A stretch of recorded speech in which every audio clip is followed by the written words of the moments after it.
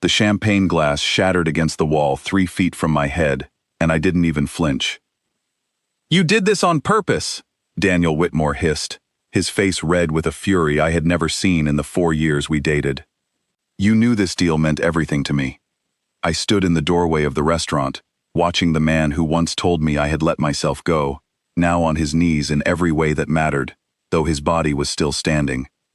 2 years ago, he broke my heart over dinner in this very city, telling me plainly that he needed someone who looked good on his arm, someone thinner, someone who didn't remind him of comfortable mornings and slow, easy love. He said the word plump like it was a diagnosis. He said it like it was a crime. Now he stood in front of me in a suit that no longer fit him quite right, because stress does that to a man, shrinks him from the inside even when his body stays the same. His hands trembled. His eyes were wet, though he would never admit it, and behind me, close enough that I could feel the warmth of him without turning around, stood the reason his entire world was falling apart. Antonio Marchetti did not raise his voice. He never needed to. "Say that again," Antonio said quietly, stepping past me, each word measured like a blade being drawn slow enough that you could still change your mind about facing it. "Tell me again what she did to deserve this." Daniel's mouth opened and closed. Nothing came out. Because there was nothing to say. I hadn't sabotaged him. I hadn't lifted a single finger against him. Life had simply turned around and asked him to answer for the things he said, for the years he spent building himself up by tearing someone else down, and he had no answer for that. Men like Daniel rarely do. I want to tell you how I got here, standing in a hallway that smelled like wine and fear, watching my ex beg a man who ruled half the city's underground economy, with nothing more than a calm voice and an unreadable expression. But to understand that, you have to go back to the night it all started. The night I stopped being someone's rejected girlfriend and became someone entirely new. 2 years ago, I sat across from Daniel at our usual table, the one by the window where he liked to be seen. He ordered for me that night, like he always did, a salad, dressing on the side, no bread. I remember laughing when he said it, thinking it was one of his jokes. It wasn't. "I think we should take a break," he said, not meeting my eyes. "I've been thinking a lot about what I want, and I don't think it's this." This meaning me. This meaning the body I had lived in for 31 years. The one that had carried me through late nights at work, through comfort food after my mother's funeral, through 2 years of loving a man who apparently only loved a version of me that existed in his imagination. "You mean you don't think it's this?" I said, gesturing at myself, and he had the decency to look ashamed for exactly 1 second before his jaw set again. "You've let yourself go," he said. "I need someone who takes care of herself. Someone who makes an effort." I didn't cry in that restaurant. I want that on record. I paid for my own salad, walked out into the cold October air, and let myself cry exactly once in my car before I drove home, and never looked back. That was the last time Daniel Whitmore made me feel small. What he didn't know, what nobody knew for a long time, was that walking out of that restaurant was the best decision either of us ever made, though for very different reasons. I threw myself into work after that. I had been a quiet, careful accountant for a mid-sized firm, the kind of job that paid the bills and asked nothing of my ambition. But something shifted in me after Daniel. I stopped shrinking myself to fit inside other people's comfort. I started saying yes to opportunities I would have once talked myself out of. I took on freelance clients. I learned about international finance, about the kind of money that moves through cities without ever touching a bank statement. I was good at numbers. I was better at discretion. It was discretion that brought Antonio into my life. A friend of a friend needed someone who could look at a complicated set of books and tell the truth about what they showed, without asking too many questions and without repeating what she found to people who shouldn't hear it. I took the job because the pay was absurd, and because, frankly, I had stopped being afraid of things that sounded a little dangerous. Daniel had spent years making me feel like the safest, smallest version of myself was the only acceptable one. I was done with safe. Antonio Marchetti was not what I expected. I had pictured someone loud, someone who wore his power like cologne, drenching every room he entered. Instead, I met a man who listened more than he spoke, who thanked me by name for work I had done, who noticed when I was hungry before a meeting and had food brought in without making it a moment. He never once commented on how I looked. He commented on how I thought, how carefully I worked, how I caught a discrepancy in his shipping records that 3 other accountants had missed. It took months before either of us said anything about the way the air changed when we were in the same room. He was careful with me in a way that felt unfamiliar after Daniel's carelessness. He asked before he assumed. He listened when I said no, and he listened even more closely when I finally said yes. I won't pretend I didn't know what kind of man Antonio was. The businesses he ran didn't always exist on paper the way they existed in reality. Money moved through his organization the way blood moves through a body, quietly, constantly, essential to everything happening above the surface. I made peace with that a long time ago, the same way I made peace with the fact that some people in this world get exactly what they deserve, eventually, one way or another. 2 years after Daniel walked out on me for not being thin enough to love, I stood in front of a mirror, in an apartment overlooking the harbor, wearing a ring that cost more than my old salary for an entire year, getting ready for a dinner I did not yet know would change everything. "You look beautiful," Antonio said from the doorway, and I believed him, because he had never once said it to flatter me. He said it because it was simply true, as far as he was concerned, the same way he might mention the weather or the time. "Who are we meeting tonight?" I asked, fastening an earring. "A man named Preston, from the Whitmore Textile Group. They want financing for an expansion. I want your eyes on the numbers before I commit to anything." The name Whitmore didn't register right away. It was a common enough word, and my mind was elsewhere, thinking about the sea bass I hoped they would serve, about how strange it still felt sometimes to walk into rooms where people lowered their voices out of respect rather than pity.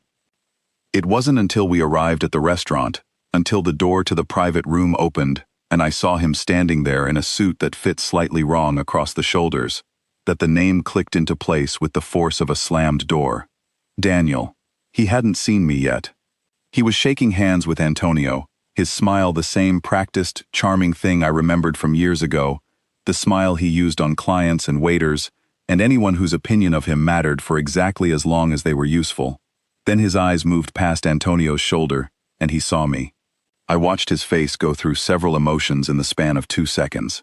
Recognition first, sharp and sudden, then confusion, as his mind tried to make sense of why I was standing in this room, dressed the way I was dressed, wearing a ring on my finger that caught the light every time I moved.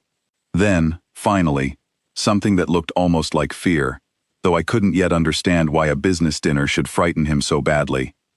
"Eleanor," he said, my name coming out strangled, like it had been dragged over gravel on its way out of his throat.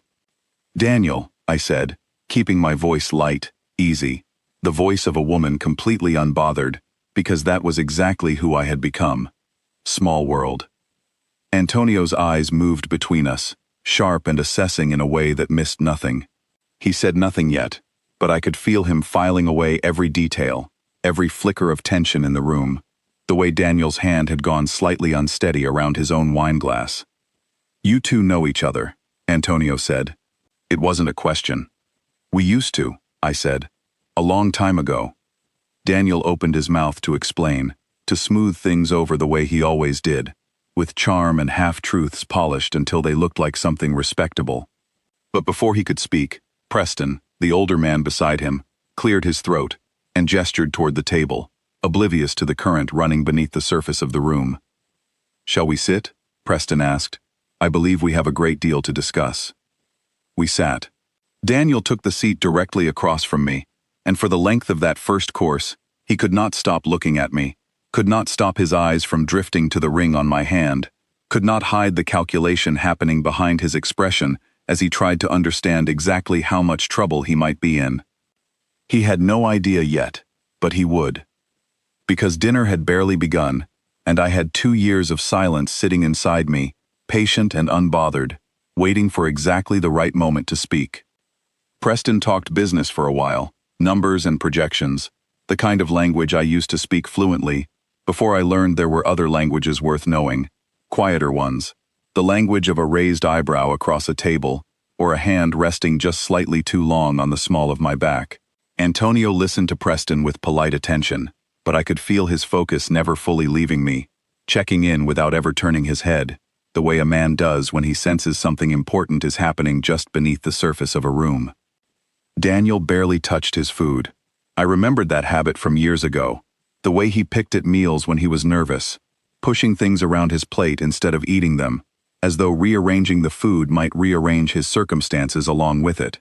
I used to find it endearing once, a small human flaw in a man who tried so hard to appear flawless. Now I simply found it interesting, the way you find a stranger's habits interesting, without any particular investment in what they meant. "Eleanor works with me now," Antonio said at one point, casually, dropping the words into the conversation the way a stone drops into still water. "Her instincts with numbers are the best I have seen in years." Daniel's fork paused halfway to his mouth. "Is that right?" he said, and his voice had gone carefully neutral, the tone of a man trying very hard not to reveal how much a single sentence had unsettled him. "It is," I said, meeting his eyes for the first time since we sat down. Turns out I didn't need anyone's permission to become exactly who I wanted to be. The silence that followed lasted only a second or two, but it stretched long enough that even Preston seemed to notice something had shifted, glancing between us with the mild confusion of a man who had walked into the middle of a story he did not have the context to understand. Antonio said nothing more about it, not yet. He simply reached over and refilled my glass, a small gesture, ordinary on its surface, but I understood exactly what it meant. He was not going to rush this. He was going to let the evening unfold at its own pace, and somewhere beneath his calm exterior, I could feel him deciding something, turning it over the way he turned over every decision, slowly, thoroughly, without a single wasted motion. Daniel excused himself before dessert arrived, claiming a phone call he needed to take. I watched him walk away, his shoulders held a little too stiffly, his pace a little too quick, and I knew, the way you know weather is about to change before the first cloud appears, that this was only the beginning. My phone buzzed against the marble counter at 11 that night, and I already knew who it was before I looked. Daniel had never been able to leave anything alone once it started eating at him, and I understood, from the very first word of his message, that our dinner had planted a seed of panic in him that would not stop growing. "We need to talk," the message read. "Please, it's important." I stared at the screen for a long moment, sitting alone in the kitchen, while Antonio finished a call in his study down the hall, his voice low and even through the closed door. I thought about all the times, years ago, when a message like this from Daniel would have sent me scrambling to respond immediately, terrified of upsetting him, terrified of losing whatever fragile approval I had managed to earn that week. I thought about how different this moment felt now, sitting in my own kitchen, in my own home, wearing a ring that meant someone had chosen me exactly as I was. I did not answer him that night. The next morning, Antonio found me at the kitchen table with my laptop open, scrolling through Preston's financial records with the kind of focus that used to make my old coworkers joke that I could find a missing penny in a warehouse full of gold bars. He set a cup of coffee in front of me without a word, and sat down across the table, waiting. "He texted me," I said, not looking up from the screen. "I assumed he would," Antonio said. I finally looked at him. There was no anger on his face, no jealousy, nothing that resembled the kind of possessive suspicion I might have expected from a lesser man. Just calm, patient attention, the same look he gave every piece of information before deciding what to do with it. "I'm not going to see him," I said. "I just wanted you to know he reached out." "I appreciate that," Antonio said, "but I have a question for you, and I want you to answer it honestly." I nodded. "Do you want anything from him? Closure, an apology, anything at all? Because if you do, I want you to have the chance to take it, on your own terms, whenever you're ready. This isn't about revenge for me, Eleanor. Whatever happens with the Whitmore deal, happens because of business, not because of you. I need you to understand that distinction, and I need you to trust it." I believed him, mostly because I had learned, over the months I had known him, that Antonio Marchetti did not say things he didn't mean. It wasn't in his nature to soften truths, or dress them up in prettier language than they deserved. If he said the business decisions were separate from what happened between me and Daniel, then as far as he understood it, they were. But I also understood something Antonio perhaps did not yet fully grasp, Something about the particular kind of damage a man like Daniel could do to himself without anyone lifting a finger against him. Guilt has a way of working on a person from the inside, slow and relentless, especially when that person has spent years building an identity out of confidence he never actually possessed. I went back to work that morning, reviewing the Whitmore Textile Group's financial statements line by line, the way I reviewed everything, with patience and a stubborn refusal to accept numbers at face value, simply because they looked tidy on paper. It didn't take long before something caught my attention, a discrepancy tucked into the third quarter reports, small enough that a careless reviewer would have missed it entirely, but large enough that it told a story if you knew how to read between the lines. Money was moving in ways that didn't match the explanations provided. Invoices referenced shipments that, according to the logistics records, had never actually occurred. It wasn't the kind of thing that happened by accident.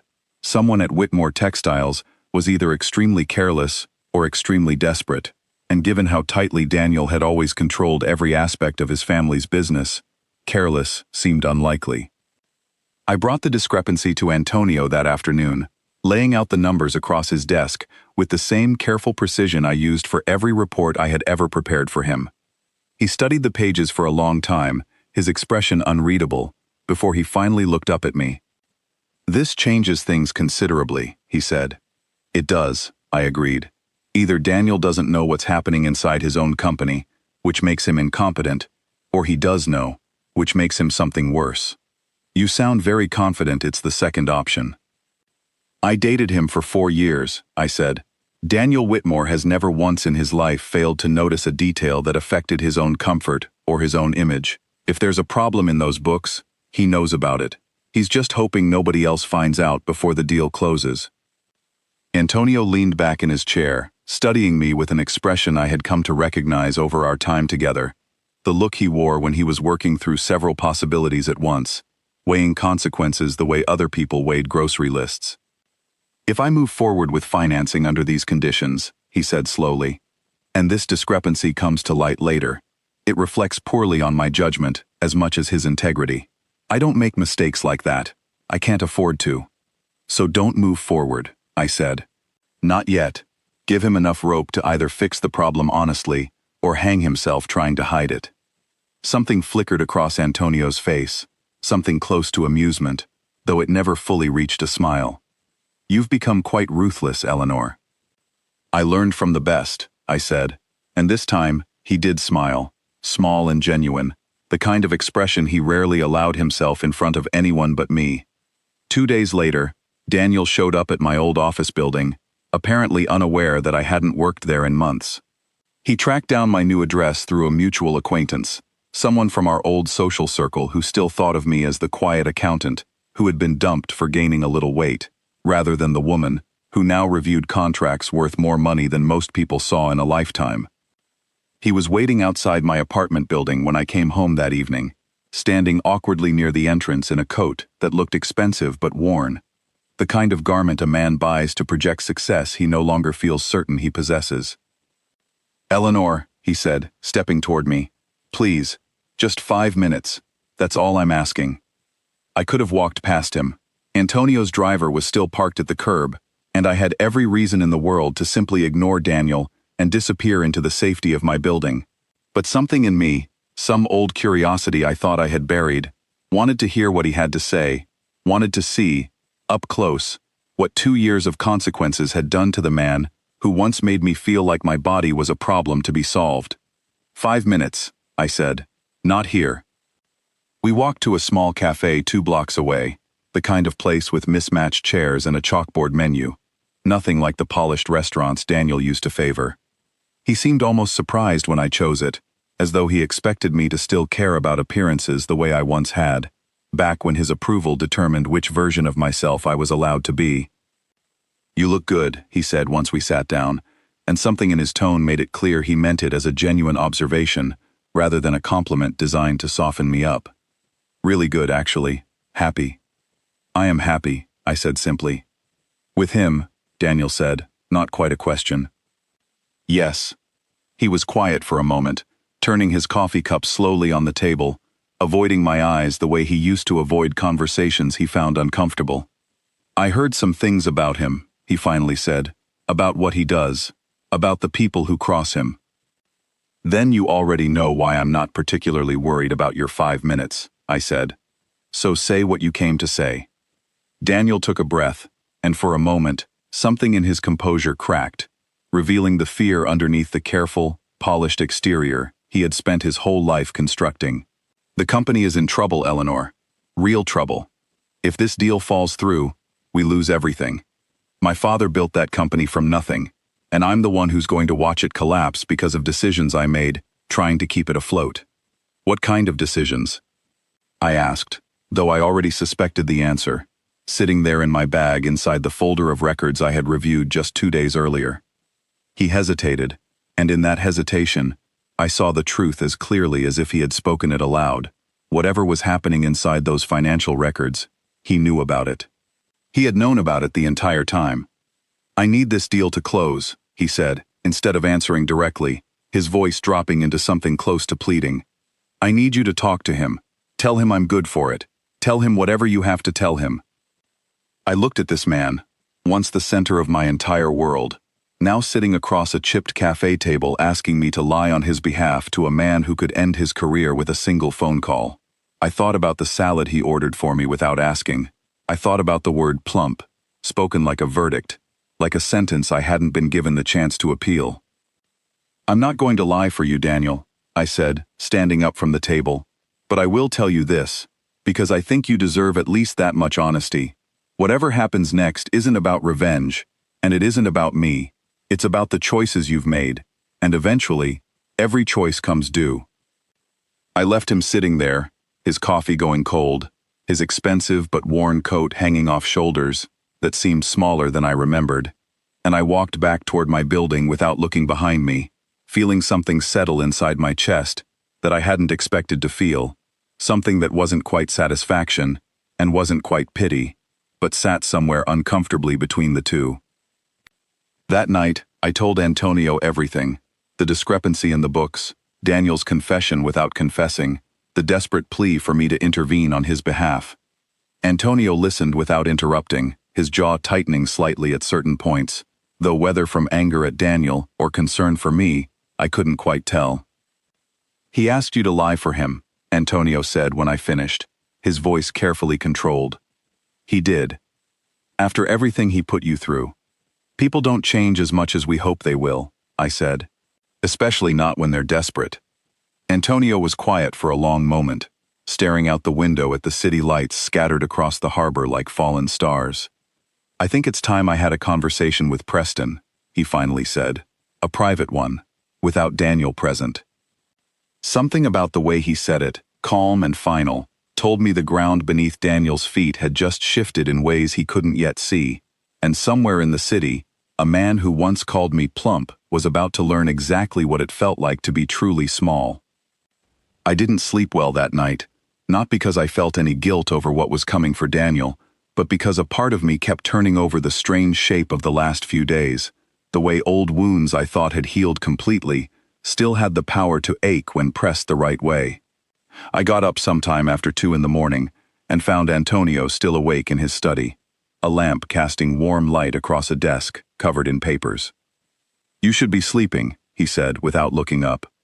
So should you, I answered, settling into the chair across from him. He set down his pen and studied me for a moment, the way he did when he sensed there was more beneath my words than I was saying out loud. Something is bothering you, he said. Tell me. I keep thinking about the version of me that would have done anything he asked. Back then, I admitted. The version who ordered the salad because he told her to, who apologized for eating dessert in front of him, who genuinely believed she deserved less because her body took up more space than he wanted it to. I hate that she existed. And I hate that some small part of me still remembers exactly what it felt like to be her.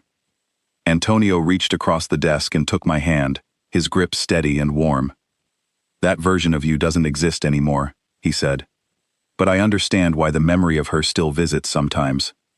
Pain like that doesn't disappear just because you've outgrown the person who caused it. It just stops being able to control you the way it used to. How do you know that? I asked. Because I've watched you these past months, he said simply. You don't shrink in rooms anymore. You don't apologize for taking up space, whether that space is physical or professional or emotional. Whatever that man did to you, he doesn't own that part of you any longer. I do believe, however, that he's about to learn there are consequences for the things people do to each other, even years later. I thought about Preston, about the meeting Antonio had planned, about the quiet, careful way he handled every situation that required precision rather than force. Antonio Marchetti did not need violence to dismantle a man's life. He needed patience, information, and the willingness to let consequences unfold exactly as they should, without ever needing to lift a hand himself. What happens to him now? I asked.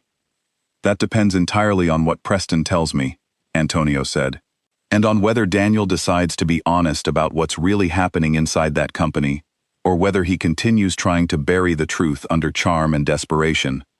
Men like him rarely choose honesty until every other option has been taken away from them. I believe that completely, having watched Daniel operate for 4 years of my life, always managing situations rather than facing them directly, always finding a way to make problems disappear from view rather than solving them at their source. It was, in its own strange way, the exact same instinct that had made him leave me, instead of confronting whatever insecurity had driven him to see my body as something shameful rather than simply mine.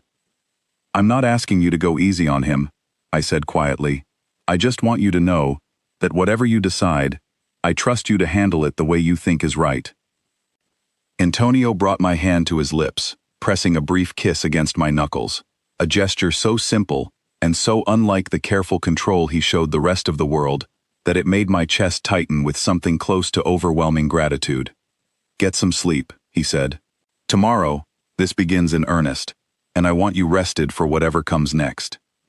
I did eventually sleep, though my dreams were tangled with images of chipped cafe tables and expensive coats worn thin at the shoulders, and somewhere beneath it all, a quiet certainty that the story wasn't nearly finished unfolding. The phone call came at exactly 9 in the morning, and I watched Antonio's face shift from calm to something colder, as Preston's voice crackled through the speaker, thin and shaky, in a way that told me everything before a single fact was confirmed. There are irregularities, Preston admitted, his voice barely holding steady. I only discovered them myself last week. Daniel has been moving funds between accounts, covering losses from a failed shipment contract with money that was meant for our supplier payments. I didn't want to believe it. He's my business partner's son. I've known him since he was a boy. Antonio's expression didn't change, but I had learned by now to read the small signs, the slight tightening around his eyes, the stillness that settled over him like frost when he was deciding how to respond to something that genuinely angered him. How deep does it go? Antonio asked. Deep enough that if the expansion deal doesn't close within the month, we default on 3 separate contracts, Preston said. Deep enough that I've started keeping copies of everything, in case I need to protect myself when this comes apart.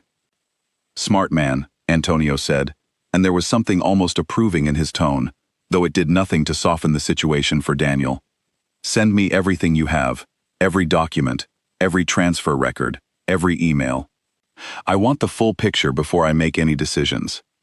After the call ended, Antonio sat in silence for a long moment, his fingers steepled beneath his chin, and I recognized the posture as the one he wore when he was calculating something with more layers than usual. He's been stealing from his own company, Antonio said finally, to cover losses he caused through poor decisions, and now he wants my money to cover the hole he dug, trying to hide his mistakes. That's not desperation, Eleanor. That's a pattern.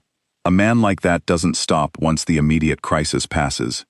He simply finds a new hole to dig himself into, and someone else always ends up paying for it. I thought about the years I spent with Daniel, the small ways he had always managed situations rather than owned them, the charm he deployed whenever a problem threatened to become visible to people whose opinions mattered to him. It fit. It fit entirely too well. What are you going to do? I asked. I'm going to give him exactly what he asked for, Antonio said, and something in his tone made the hair on my arms rise, not from fear, but from the sense that I was watching a very careful trap close slowly around someone who had no idea it existed yet. A meeting, a chance to explain himself, and enough rope to either save himself with the truth or hang himself trying to maintain the lie. 3 days later, Daniel arrived at Antonio's office downtown, dressed in his best suit, his hair carefully styled, every visible detail arranged to project confidence he clearly did not feel underneath. I sat in the corner of the room, technically present as Antonio's financial advisor, though we both knew my presence served a different purpose entirely. Daniel's eyes found me the moment he walked in, and something flickered across his face, surprise mixed with a kind of resigned understanding, as though he finally grasped that I wasn't simply an accessory to this meeting, but a permanent fixture in whatever came next. "Mr. Marchetti," Daniel said, extending a hand that Antonio shook briefly, without warmth. "Thank you for making time to see me." "Sit down," Antonio said, gesturing to the chair across his desk, his voice pleasant enough on the surface, though I could hear the steel running beneath every word. "Let's discuss your company's finances." Daniel sat, glancing briefly at me, before forcing his attention back to Antonio. "I appreciate your patience with this deal. I know we've had some delays getting the final paperwork together, but I assure you, the expansion opportunity is exactly as strong as our initial projections suggested." "Preston tells me a different story," Antonio said simply. The color drained from Daniel's face in a way that would have been almost comical if the stakes hadn't been so real. "I'm not sure what you mean," he said, his voice tightening. "I mean," Antonio said, leaning forward slightly, "that your business partner sent me documentation this week showing significant irregularities in your accounts. Funds moved without authorization, supplier payments diverted to cover losses from a shipment contract that failed months ago. Would you like to explain that to me, or should I explain it to you instead?"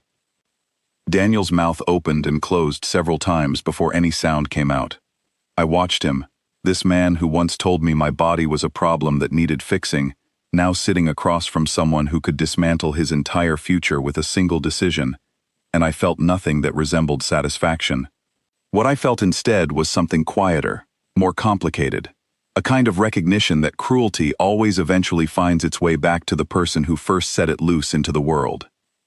"It was temporary," Daniel finally said, his voice small in a way I had never heard from him before. "I was going to pay it back once the expansion deal closed. I never meant for it to become a permanent problem. You stole from your suppliers to hide a failure you were too proud to admit to your own business partner," Antonio said, his voice never rising above its usual measured calm, which somehow made the words land harder than shouting ever could have. "And now you're sitting in my office, asking me to invest millions of dollars into a company you've been quietly bleeding dry from the inside." "I can fix it," Daniel said quickly. "Give me the financing, and I promise you, every discrepancy will be resolved within 60 days. I know this company. I know how to make it profitable again." "You knew how to make it fail too," Antonio said. "I'm having a difficult time understanding why I should trust the same judgment that created this crisis to somehow resolve it." Daniel's eyes flicked toward me again, and I recognized the desperate calculation happening behind them, the same calculation I had watched him perform 1,000 times over the years we were together, trying to find the angle, the leverage point, the person in the room he could turn to his advantage. "Eleanor," he said, and his voice had shifted into something pleading, something I had genuinely never heard from him before, not even during our worst fights. "You know I'm not a bad person. I made mistakes. Everyone makes mistakes. Please, if there's anything you can say on my behalf." I felt Antonio's attention shift to me, curious, patient, giving me the space to respond however I chose, without any pressure from him about which direction that response should take. This was, I realized, exactly the kind of test he had promised he would never subject me to, and yet here it was anyway, arriving on its own, without either of us orchestrating it. "I remember exactly the kind of person you were, Daniel," I said, and my voice came out steadier than I expected. "You were the kind of person who ordered for me without asking, who counted my calories out loud at dinner parties like it was a joke everyone should laugh at, who told me my body embarrassed you in front of your colleagues. You didn't make a mistake with me. You made a choice, over and over again, to treat my worth as something measured by a number on a scale." The room had gone completely silent.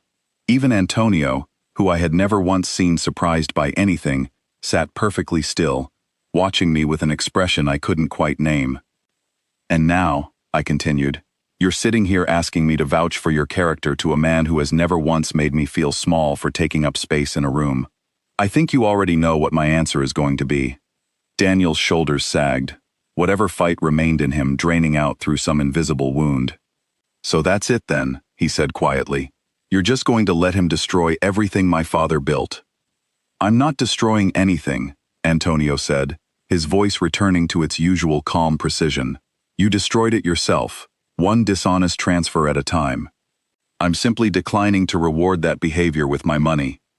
Please, Daniel said, and the word cracked in the middle, revealing a rawness underneath that I almost felt sorry for, until I remembered every dinner where he had made me feel like an inconvenience, simply for existing in the body I was born into. There has to be something we can work out. Some arrangement. Antonio studied him for a long moment, and I watched something shift behind his eyes, a decision crystallizing that I couldn't quite predict, given how carefully he had built toward this moment. There is one arrangement I might consider, Antonio finally said, and Daniel's head snapped up, hope flooding his expression so suddenly it was almost painful to witness. But you won't like the terms. I'll take anything at this point, Daniel said. Full transparency, Antonio said. Every account, every transaction, every decision you've made regarding company finances for the past 2 years, made available to an independent auditor of my choosing. If the situation is truly as recoverable as you claim, we'll discuss financing under significantly restructured terms, with oversight you won't be able to bypass. If the situation is worse than you're currently admitting, the deal is off entirely, and I will personally ensure every other potential investor in this city knows exactly why. Daniel went pale again, understanding immediately what that second condition meant for his future, regardless of what happened with this particular deal. A man's reputation, once thoroughly dismantled in rooms like the ones Antonio moved through, rarely recovered. That's not a deal, Daniel said. That's a death sentence with extra steps. That's mercy, Antonio said simply. Compared to what most people in my position would offer someone who stole from their own suppliers, and then asked their ex-girlfriend to lie on their behalf to cover it up. I watched Daniel absorb that reality, watched years of carefully constructed confidence crumble in real time, and felt the strange, uncomfortable weight of witnessing someone finally face consequences that had been circling him for far longer than this single meeting suggested. I need time to think, Daniel finally said, his voice barely above a whisper. You have until Friday, Antonio said. After that, the offer expires, and I move forward with other investment opportunities entirely unrelated to Whitmore Textiles. Daniel stood on unsteady legs, gathering the folder of documents he had brought with him, documents that suddenly seemed useless in his hands. He paused at the door, looking back at me one final time. For what it's worth, he said quietly, you look happier than I ever made you. I am, I said, and I let him carry that truth out the door with him, the last honest thing either of us would say to each other for a long time. After he left, Antonio turned to me, studying my face carefully. Are you all right? He asked, and I appreciated that he waited to ask until we were completely alone, giving me privacy to feel whatever I needed to feel without an audience. I'm better than all right, I said, surprising myself with how true it felt. I think I finally said everything I needed to say to him. I've been carrying it for 2 years, and now it's just gone. Antonio pulled me gently into his arms, and I let myself lean into him, feeling the steady rhythm of his heartbeat beneath my cheek. Feeling, for the first time in longer than I could remember, completely and entirely weightless. Whatever he decides by Friday, Antonio said quietly, I want you to know, none of it changes anything between us. You don't need to protect him, and you don't need to punish him either, unless that's genuinely what you want. This is his mess to survive or drown in, on his own terms. I know, I said. I think, for the first time, I actually believe that too. Outside the window, the city stretched out beneath us, indifferent and enormous, holding within it 1,000 other stories of people rebuilding themselves after someone tried to convince them they were broken. I thought about the woman who once ordered salad because a man told her to, and I thought about the woman standing here now, steady and certain, wrapped in the arms of someone who had never once asked her to be smaller than she was. Friday was still 4 days away. But for the first time since this entire strange, complicated situation had begun, I found myself genuinely curious to see what Daniel would choose. Not because his decision could hurt me anymore, but because I finally understood, with total clarity, that his choices had never really been about me at all. That evening, Preston called again, his voice lighter than before, though still carrying the strain of a man watching his life's work teeter on the edge of collapse.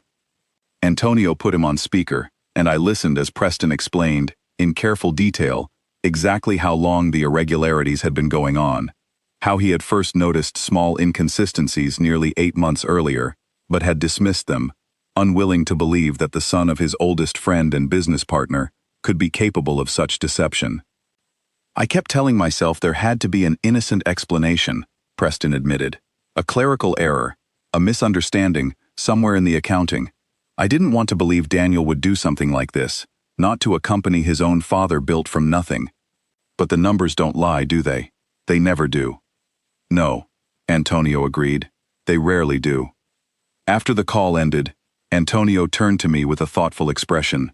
Preston strikes me as an honest man caught in an impossible position, he said. He didn't create this crisis. He simply trusted the wrong person to help him manage it. That sounds familiar, I said quietly, and Antonio's eyes softened with understanding. It does, he agreed. Though I suspect Preston will make a very different choice than the one your ex-girlfriend, your ex-boyfriend, is currently facing. I laughed despite myself, the small slip of his tongue breaking some of the tension that had settled over the evening. I certainly hope so, I said. Preston seems like he actually has a conscience.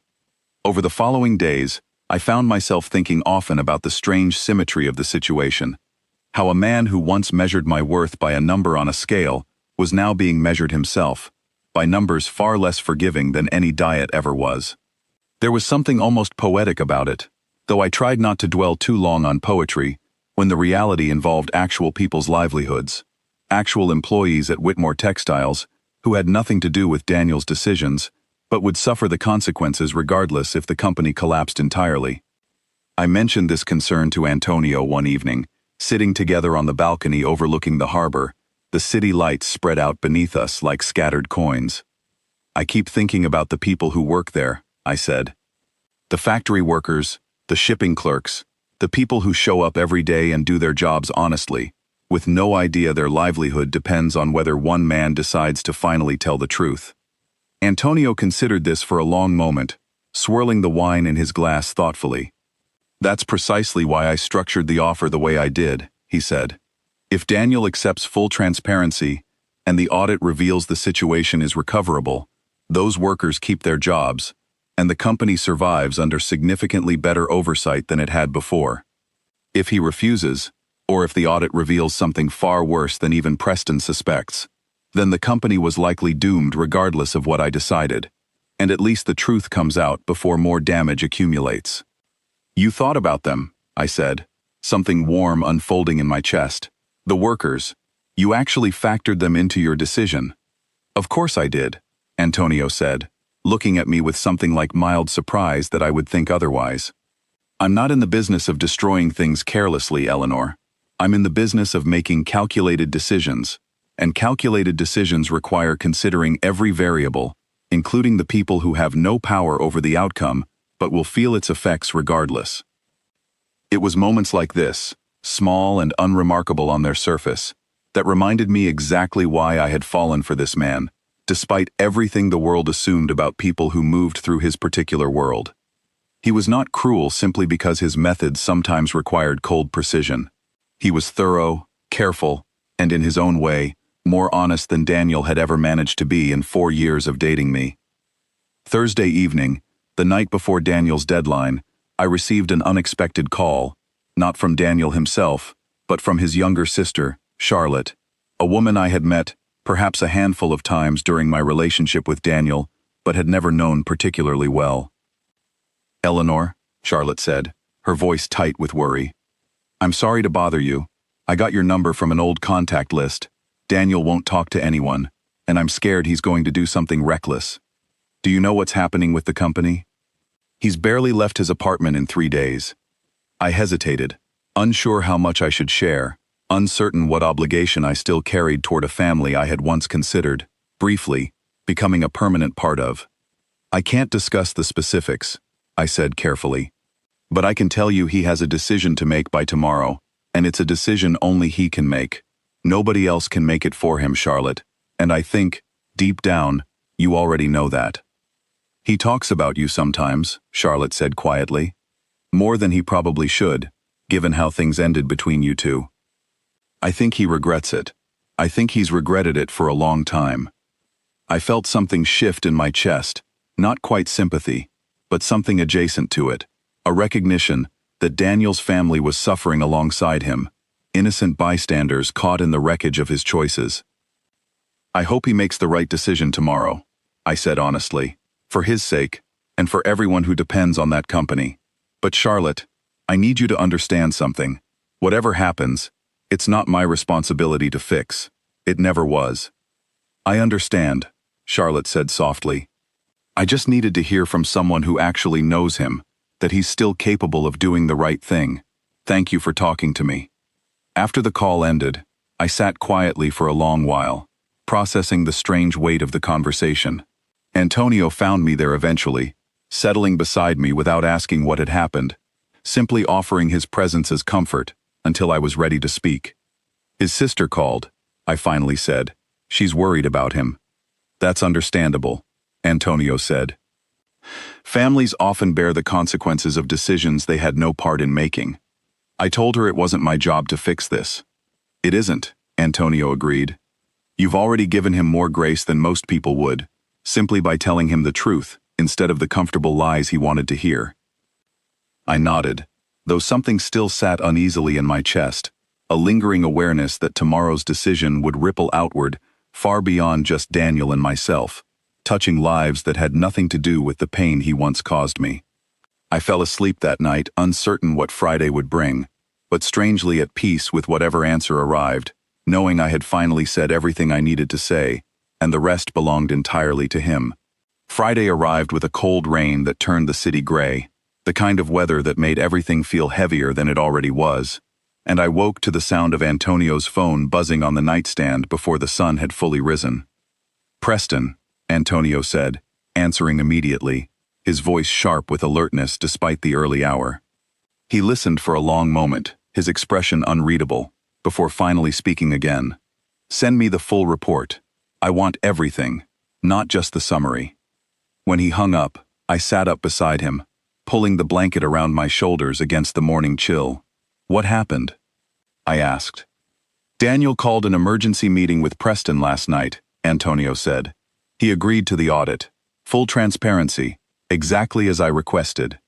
Something in my chest loosened slightly, though I couldn't quite name why the news mattered to me the way it did. That's good, isn't it? That means he's trying to actually fix things. It's a start, Antonio said carefully. But agreeing to an audit and surviving one are two very different things. We won't know the true scope of the damage until the numbers are fully examined. Over the following days, the situation unfolded with the particular slowness of bureaucratic processes, auditors combing through years of financial records, cross-referencing shipping logs against payment histories, building a complete picture of exactly how deep Daniel's deception ran. I stayed involved throughout, reviewing preliminary findings alongside Antonio's team, watching a story emerge from the numbers that was worse, in many ways, than even Preston had initially suspected. Daniel hadn't simply diverted funds to cover one failed shipment contract. The pattern stretched back nearly 2 years. Small transfers here, delayed payments there, each individually minor enough to escape notice, but collectively representing a slow, steady bleeding of the company's financial health. He had been managing crisis after crisis, quietly, alone, never once telling Preston or anyone else the true state of things, apparently convinced he could eventually work his way out of the hole through sheer force of charm and one successful deal. He's been drowning for 2 years, I said, one evening, staring at the spreadsheet on my laptop screen, watching the story of Daniel's slow unraveling laid out in cold, clinical numbers. And he never told anyone. He just kept smiling through it, kept pretending everything was fine, kept making it worse trying to hide how bad it already was. That sounds like a man who learned somewhere along the way that admitting weakness carries a cost he wasn't willing to pay, Antonio said, watching me carefully. I thought about that for a long moment, about the version of Daniel I had known, the one who criticized my body because, I now suspected, controlling something visible and external felt easier than confronting the parts of himself that actually needed fixing. It didn't excuse what he had said to me. Nothing excused that. But it did offer a kind of grim clarity about the shape of the man underneath the carefully maintained exterior. Daniel called me directly on a Tuesday evening, nearly 2 weeks after our meeting in Antonio's office, his voice hollow in a way I had never heard from him before, not even during our worst arguments. "The audit is almost finished," he said without preamble. "I know how it looks. I know what the numbers say about me." "Why are you calling me, Daniel?" I asked, keeping my voice steady, neither warm nor cold, simply present. "Because you're the only person who's ever told me the truth without trying to protect me from it," he said. "Everyone else, my father, my sister, even Preston, they all want to believe I'm better than I am. You never did that. You saw exactly who I was, even back then, and I punished you for it, instead of listening." I sat with that admission for a long moment, surprised by the honesty in it, an honesty I had genuinely never heard from him during the entire span of our relationship. "What do you want me to say?" I asked. "I don't know," Daniel admitted. "I think I just needed to say it out loud to someone who would actually understand what it means. I built my entire identity on being the person who had everything figured out, the successful one, the one who made good decisions. And it turns out I was hiding from every single hard truth in my life, starting with the ones about myself and ending with the ones about my own company. You blamed my body for your unhappiness," I said quietly, "instead of looking at whatever was actually broken inside you. That's not an excuse, Daniel. That's just an explanation, and there's a difference." "I know," he said, and his voice cracked slightly on the words. "I know there's a difference. I think I've known it for 2 years, honestly, ever since the moment you walked out of that restaurant and didn't look back. I told myself I made the right choice for weeks afterward, months even. But somewhere along the way, I started noticing all the things I lost when I lost you. Not just you specifically, but the version of myself who existed around you, the one who didn't need to control every detail to feel like he mattered." I didn't know what to say to that, so I said nothing, letting the silence stretch between us across the phone line, comfortable in a way our conversations had never quite managed to be, even at their best, years ago. "The audit results come out Thursday," Daniel finally said. "Preston thinks the company can survive if Antonio agrees to restructured financing, but it means I lose majority control. My father's company, run by someone else's decisions, forever, because of choices I made trying to protect my own pride. How does that feel?" I asked, genuinely curious. "Terrifying," he admitted, "but also, strangely, like a weight lifting. I don't have to pretend anymore, Eleanor. I don't have to keep performing the version of myself I thought everyone needed me to be. Whatever happens Thursday, at least it happens honestly." We talked for a few more minutes. Nothing particularly significant. Small updates about mutual acquaintances, careful and distant in the way conversations become when two people have finally found their proper distance from each other after years of being too close. When we hung up, I sat quietly in the living room, processing the strange, unexpected closure the call had provided. A closure I hadn't realized I still needed until it arrived. Antonio joined me a few minutes later, settling onto the couch beside me, studying my expression with careful attention. "How are you feeling?" he asked. "Lighter," I said, surprising myself with the honesty of the answer. I think I've been carrying some version of that conversation in my chest for 2 years, waiting for him to actually understand what he did, and I didn't even realize how much space it was taking, up until it finally happened. "I'm glad," Antonio said simply. "You deserved that clarity, regardless of how the rest of this unfolds." Thursday arrived with the audit results finally complete, and Antonio called a meeting at his office, gathering Preston, Daniel, and myself together for what he described only as a final discussion regarding the future of Whitmore Textiles. I dressed carefully that morning, not for Daniel's benefit, but for my own, wanting to walk into that room feeling entirely like myself, steady and certain, in exactly who I had become. Daniel arrived looking different than he had 2 weeks earlier, thinner somehow, though not in a way that suggested health, but rather in the way stress carves itself into a person's frame when they stop sleeping properly and start carrying every decision like a physical weight. He nodded at me when I entered the room, a small, tired acknowledgement, none of the desperate pleading from our previous meeting, replaced instead by something that looked almost like resignation. "The audit confirms what we already suspected," Antonio began, once everyone had settled into their seats. "Significant financial irregularities spanning nearly 2 years, totaling just over $4 million in diverted funds, unauthorized transfers, and falsified shipping documentation." Preston flinched at the number, though he had clearly already braced himself for something close to it. Daniel simply stared at the table, his hands folded tightly in his lap, offering no defense, no charm, no attempt to soften what everyone in the room already understood to be true. "Given the scope of what's been uncovered," Antonio continued, "I'm prepared to offer restructured financing that will keep the company solvent and preserve the jobs of everyone currently employed there. However, this comes with specific conditions." "I already know what you're going to say," Daniel said quietly, finally looking up. "I lose control of the company."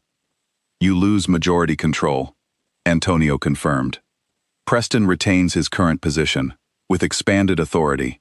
An independent financial officer will oversee all major transactions going forward. Someone answerable directly to the board, rather than to any single family member. You'll retain a minority stake and a position within the company, but decisions of any real significance will no longer rest solely in your hands." The room fell silent, everyone waiting to see how Daniel would respond to terms that essentially stripped him of the authority he had spent his entire adult life working to inherit. I watched him carefully, curious despite myself, wondering if the honesty from our phone call 2 nights earlier had been genuine, or simply another performance designed to buy himself sympathy before the final verdict arrived. "I accept," Daniel said, without hesitation, and something in his voice told me the answer was real. "Whatever it takes to keep the company running, to keep people employed, to fix what I broke, I accept the terms." Preston let out a breath he seemed to have been holding for weeks, relief flooding his weathered features. Antonio nodded once, satisfied, sliding a folder of paperwork across the desk toward Daniel. "Then we have an agreement," Antonio said. "My legal team will finalize the details by end of week." Daniel signed the documents without argument, his signature smaller and less confident than the bold, sweeping style I remembered from years ago, another small casualty of everything that had happened over the past several weeks. When the meeting concluded, Preston shook Antonio's hand warmly, thanking him repeatedly for what he called an act of genuine mercy, though I suspected Antonio saw it simply as sound business practice, protecting an investment while preserving the livelihoods of people who had done nothing to deserve losing their jobs over one man's pride. Daniel lingered after the others had gone, standing near the door, seeming uncertain whether he was permitted to speak freely. "Thank you," he said finally, looking at me rather than Antonio, "for not letting him destroy me completely, even though you had every reason to want that." "I didn't ask him to show you mercy," I said honestly. "That decision was entirely his." "I know," Daniel said, "but I also know you could have told him something different, something that would have made this so much worse for me. You didn't. Whatever else is true between us, I won't forget that." I nodded, accepting the gratitude without needing to soften the moment further, without needing to offer forgiveness I wasn't sure I fully felt yet, or reassurance that everything between us was somehow resolved and clean. Some wounds simply closed slowly, over time, without any single dramatic moment marking their healing. "Take care of yourself, Daniel," I said, and I meant it, in the distant, uncomplicated way you mean well for someone whose life no longer intersects meaningfully with your own. He left quietly, and I stood beside Antonio in the empty office, watching the rain finally clear outside the window, sunlight breaking through clouds that had hovered over the city for nearly a week straight. "You did well today," Antonio said, wrapping an arm around my shoulders. "So did you," I said, leaning into him. "I think, for the first time, I actually understand what mercy looks like when it comes from someone who could have chosen cruelty instead." Antonio pressed a kiss to the top of my head, and together we watched the city below shake off the last of the storm, both of us aware that whatever remained of this story still had one final chapter left to unfold. That night, I found myself thinking about Charlotte, Daniel's sister, and the worry that had colored her voice during our phone call days earlier. I sent her a brief message, letting her know the situation had been resolved without the catastrophic ending she seemed to fear, that Daniel still had a place at the company, though a smaller one than before, and that the jobs of everyone who worked there remained secure. Her response came quickly, grateful and relieved in equal measure. "I don't know everything that happened," she wrote, "but I know it could have gone so much worse. Thank you for whatever part you played in that." I didn't respond immediately, sitting instead with the strange, unfamiliar sensation of being thanked by someone connected to Daniel's world, a world I had once desperately wanted to belong to, and now viewed with the calm detachment of someone who had built an entirely different life for herself, one far more solid than anything Daniel could have offered. Over dinner that evening, Antonio and I talked through the practical details of the restructured deal, the timeline for implementation, the independent officer who would be brought in to oversee the company's finances going forward. It felt different discussing business with him now, less like watching a predator circle prey, and more like witnessing a careful surgeon repair damage that would otherwise have proven fatal. I asked eventually, unable to shake my curiosity about whatever came next for Daniel. "I don't know," Antonio admitted. "Some people learn from consequences. Others simply resent them and wait for an opportunity to return to old patterns once the immediate pressure fades. I suspect we'll know within a year which category he falls into. And if he falls into the second category, then the independent officer will catch it long before it becomes a crisis this severe again," Antonio said. "The entire point of the restructuring is to remove the possibility of a single person's pride causing this much damage in secret. Whether Daniel personally grows from this experience or not, the company itself is protected now in ways it wasn't before." I appreciated the practical wisdom in that answer, the acknowledgement that systems mattered more than individual redemption arcs, that protecting people's livelihoods didn't require believing wholeheartedly in one man's capacity for change. It was, I realized, a far more mature way of viewing the world than anything I had learned during my years with Daniel, who had always seemed to believe that charm alone could substitute for genuine accountability. Later that night, lying awake beside Antonio, I found myself reflecting on how strange it was that the man who once made me feel too large for the world now felt entirely irrelevant to the shape of my life going forward. Not hated, not resented in any consuming way, simply irrelevant, a closed chapter that no longer had the power to define anything about who I was or what I deserved. I fell asleep that night with a lightness I hadn't felt in years, unaware that the following weeks would bring one final test, a moment that would reveal exactly how far Daniel had actually come, and exactly how much Antonio was willing to risk to protect the peace I had finally found. The invitation arrived 3 months later, embossed and formal, announcing Whitmore Textile's annual charity gala, the first major public event the company had hosted since the restructuring, and I stared at it for a long moment before showing it to Antonio. "Preston sent this personally," I said, turning the card over in my hands. "There's a note attached. He wants us there. Says it would mean a great deal to him, given everything." Antonio read the note over my shoulder, his expression thoughtful. "It's a public statement," he said. "Preston wants the business community to see the company standing on solid ground again, with the people responsible for saving it, standing visibly beside him. Including Daniel," I said quietly. "Including Daniel," Antonio confirmed. "Are you comfortable attending?" I thought about it seriously before answering, turning the question over in my mind, the way I had learned to turn over every difficult decision since Daniel first walked out of my life.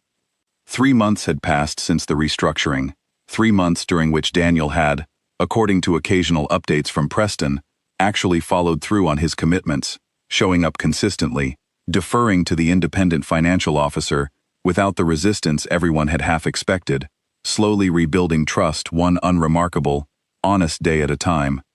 "I think I am," I finally said. "I think I want to see how far he's actually come, in person, not just through second-hand reports." The gala took place at a grand hotel downtown, chandeliers throwing warm light across a room filled with the city's business elite. everyone dressed in their finest. The entire evening a carefully orchestrated performance of success and stability, designed to reassure investors and partners alike. I wore a deep emerald dress that fit me exactly the way I wanted it to fit, comfortable and confident, no longer dressing for anyone's approval but my own. Antonio kept his hand at the small of my back as we moved through the crowd, greeting familiar faces, exchanging the kind of polite, careful conversation that filled rooms like this one. I spotted Daniel across the room eventually, standing near Preston, engaged in what looked like genuine conversation with a group of business partners. His posture different than I remembered, less performative, more grounded. He noticed me a few minutes later, and instead of the desperate, calculating expression I had grown accustomed to seeing on his face, he simply offered a small, genuine smile and a nod, respectful and appropriately distant, before turning back to his conversation. "He looks different," I murmured to Antonio. "People generally do, once they stop performing a version of themselves that was never sustainable," Antonio said. We mingled for nearly an hour before Preston approached us, his face bright with the particular relief of a man who finally felt secure in his company's future after months of uncertainty. "Thank you for coming," he said warmly, shaking Antonio's hand and then mine. "I know it wasn't a simple thing to ask." "We're glad to be here," I said, and found, somewhat to my surprise, that I actually meant it. "The company has never been in better shape," Preston continued. "Transparent books, honest leadership, and frankly, better decisions being made across the board. I owe a great deal of that to your intervention, Antonio, and to Eleanor's honesty, back when it would have been easier for her to simply walk away." I felt a small flush of pride at his words, an acknowledgement I hadn't realized I still needed until it arrived, confirmation that speaking my truth in that difficult meeting months ago had mattered beyond simply settling old scores. The evening continued pleasantly, speeches given, funds raised for the charity the gala supported, the atmosphere gradually loosening as the formal portions of the night gave way to easier conversation and quiet celebration. It was during this looser stretch of the evening that Daniel finally approached us directly, his expression careful, respectful, none of the old desperation clinging to his posture. "Antonio," Daniel said, extending a hand that Antonio shook, briefly, but without the coldness of their previous meetings. "Thank you for coming tonight. It means more than you probably realize." "Preston has kept me updated on your progress," Antonio said. "I understand you've been handling the restructuring well." "I'm trying," Daniel said honestly. "Some days are harder than others. Learning to defer to someone else's judgment after spending my whole life believing my own judgment was the only one that mattered. But I think it's making me better, slower, more careful, more honest with myself about what I actually know, versus what I only assumed I knew." He turned to me then, his expression softening into something that looked genuinely humble. "Eleanor," he said, "I wanted to tell you, in person, that I've started seeing a therapist, something you probably never would have guessed I'd say 3 months ago." I hadn't expected that admission, and something in my chest shifted with surprise. "What made you decide to do that?" I asked. Watching everything collapse, and realizing I spent years building an identity around never being wrong, never needing help, never admitting weakness, Daniel said. The therapist pointed out something interesting during our first session. She said, "The way I talked about your body all those years ago sounded less like genuine dissatisfaction with you, and more like displaced anxiety about my own sense of control slipping away, even back then, long before the company's finances became unmanageable." I considered this, weighing whether it explained anything or simply offered a more sophisticated excuse, dressed up in therapeutic language. But something in Daniel's tone, quiet and searching, rather than defensive, suggested he wasn't offering it as an excuse at all, simply as an observation he was still working through himself. "That doesn't undo what you said," I told him honestly, "or how it made me feel for a very long time afterward." "I know," Daniel said quickly. "I'm not asking you to forgive me, or to forget it happened.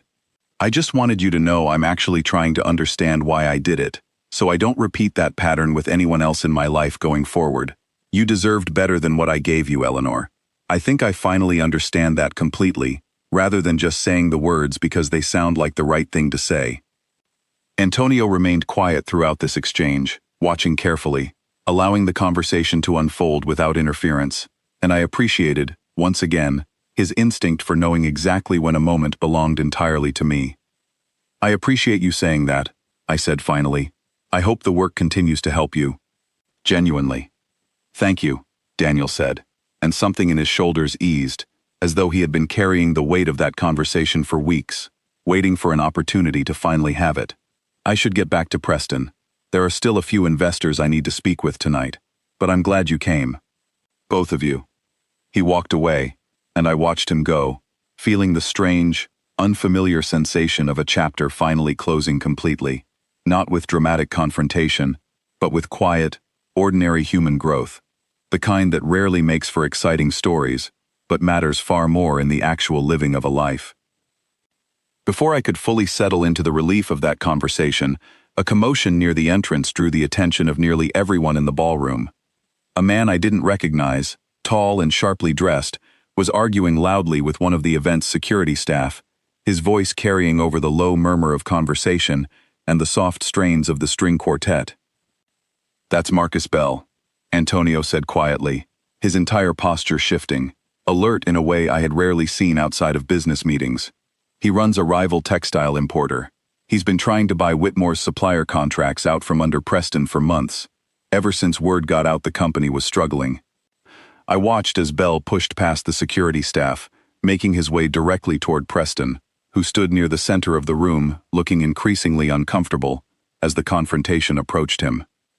Daniel, noticing the commotion, moved quickly to stand beside his business partner, his posture protective in a way that surprised me, given how thoroughly his own authority had been diminished by the restructuring. "Preston," Bell said loudly, his voice carrying an edge of barely controlled aggression. "I heard you're still claiming this company is solvent. Funny, considering 3 of your suppliers called my office this week, looking for better terms. Worried you won't be able to honor existing contracts much longer." "Our finances are fully transparent now," Preston said, his voice steady despite the obvious tension in his shoulders. "Independently audited, restructured, and stable. Whatever you're hearing is outdated information, or deliberately spread to undermine confidence in our recovery." "Is that right?" Bell said, his eyes sliding toward Daniel with obvious contempt. "Because from where I'm standing, this company nearly collapsed because its own leadership was stealing from its suppliers to cover its own failures. Forgive me if I don't trust your version of stable." The room had gone quiet around them, dozens of investors and business partners watching the exchange with the particular fascination people reserve for conflicts that might reshape the professional landscape they all depended on. I felt Antonio's hand tighten slightly around mine, though his expression remained perfectly composed, giving away nothing of whatever calculation was happening behind his eyes. "Marcus," Antonio said, stepping forward with unhurried confidence, drawing Bell's attention away from Preston and Daniel entirely. "I don't believe we've had the pleasure of speaking directly before tonight." Bell's expression shifted immediately, wariness replacing aggression, as he recognized exactly who now stood before him. Everyone in this particular world of business and quiet power understood precisely what it meant when Antonio Marchetti chose to insert himself into a conversation. "Mr. Marchetti," Bell said, his tone considerably more careful than it had been moments earlier. "I wasn't aware you had personal involvement here." "I financed the restructuring," Antonio said simply. "Which means Whitmore Textile's stability is directly tied to decisions I made, after conducting my own thorough investigation into their finances. I don't make careless investments, Marcus. You're welcome to verify that with anyone in this room who has done business with me before." Bell glanced around, seeming to notice for the first time exactly how many pairs of eyes were watching this exchange, exactly how much his own reputation stood to suffer if he continued pressing an argument against a man whose judgment the entire room implicitly trusted. "I simply wanted clarity," Bell said, backing down slightly, though his pride clearly resisted the retreat. "There have been rumors circulating. I thought it fair to address them directly, rather than simply believing whatever version of events benefited Whitmore most." "Then let me offer you clarity directly," Antonio said, his voice calm but carrying an unmistakable finality. "The company is solvent, properly overseen, and moving forward under significantly improved governance. Any further attempts to undermine that stability through rumor, rather than fact, will become a matter I address personally. I trust that's clear enough. Bell's jaw tightened, but he nodded, understanding perfectly the boundaries Antonio had just drawn around this particular conflict.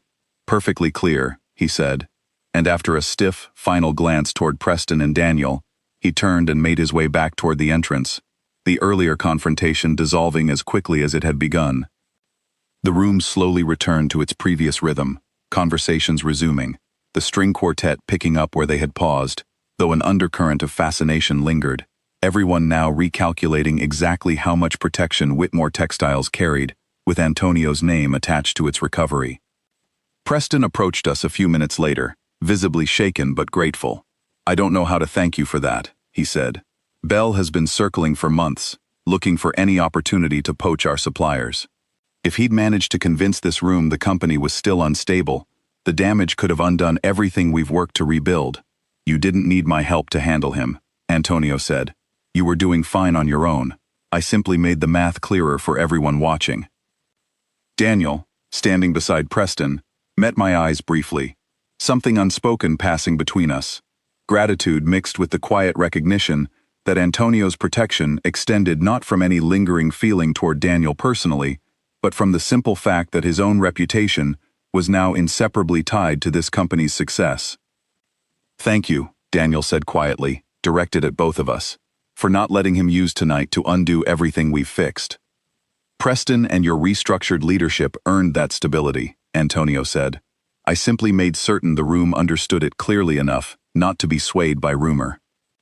The confrontation, brief as it was, seemed to settle something in the room, a collective understanding, solidifying that Whitmore Textiles had genuinely turned a corner, protected now, not just by improved oversight, but by the quiet, formidable reputation of the people who had chosen to stand behind its recovery. "How do you feel?" Antonio asked, once Daniel had disappeared back into the crowd. "Lighter," I said, echoing the word I had used weeks earlier after our phone conversation. "I think I finally believe he's actually trying to become a better person, not just performing growth to win back my approval or anyone else's." "Do you think that changes anything about how you feel toward him?" Antonio asked. I considered the question seriously. "No," I said. "I don't think I need to feel warmly toward him for his growth to matter. I think I can simply be glad he's doing the work, without needing that work to be about me or for me. His healing belongs to him now. Mine already happened, a long time before tonight." Antonio smiled, pulling me gently closer as the evening's music shifted into something slower, couples beginning to move toward the dance floor scattered across the ballroom. "Dance with me," he said, and I let him lead me out among the other couples, the weight of the entire evening settling into something quiet and content. We danced slowly, comfortably, and I found my mind drifting back over the past several months, the strange, unexpected journey from a chance dinner meeting to this ballroom, filled with people who had once made me feel invisible and inadequate, now watching me move through their world exactly as I was, unapologetic and entirely at ease. "I have something to ask you," Antonio said quietly, as the song came to its natural end. "What's that?" I asked, still slightly breathless from the dancing. "I know we're already engaged," he said, "but I've been thinking, watching you handle everything with Daniel these past months, watching how much strength and grace you brought to a situation that could have easily consumed you with bitterness instead. I want to move the wedding forward, sooner than we originally planned. I don't want to wait any longer than necessary to make this permanent." I felt my heart swell with something warm and certain, an emotion entirely unlike anything I had felt during my years with Daniel, when uncertainty had colored nearly every aspect of our relationship, when I had constantly wondered whether I measured up to whatever invisible standard he held in his mind. "I'd like that," I said simply, and Antonio's answering smile held none of the calculated precision he showed the rest of the world, only genuine, uncomplicated happiness. We left the gala a short while later, walking out into the cool evening air, the city stretching around us, indifferent and enormous, holding within it every version of the story I had lived through, the woman who once ordered salad because a man told her to, The woman who cried exactly once in her car after being called Plump. The woman who rebuilt herself slowly, patiently, without anyone's permission. And finally, the woman walking beside a man who had never once asked her to be smaller than she naturally was. I thought about Daniel, somewhere back in that glittering ballroom, working slowly through his own reckoning, learning what it meant to face consequences honestly, rather than managing them from the shadows. I hoped he continued that work, genuinely, without expecting anything from me in return. His journey belonged entirely to him now, separate from mine, running parallel but never again intersecting in any way that mattered. My journey, meanwhile, had led me here, standing beside a man who valued my mind before my measurements, who had shown mercy to someone who once wronged me, not because I demanded it, but because it was simply the right thing to do, calculated and careful, and entirely consistent with who he actually was, underneath the reputation the city had built around him. "Ready to go home?" Antonio asked, offering his hand.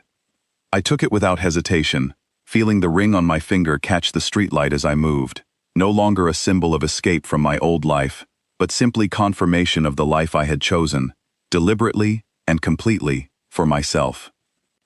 "Ready," I said, and together we walked toward whatever came next, leaving behind, finally and completely, every small, cruel word that had once tried to convince me I was anything less than exactly enough.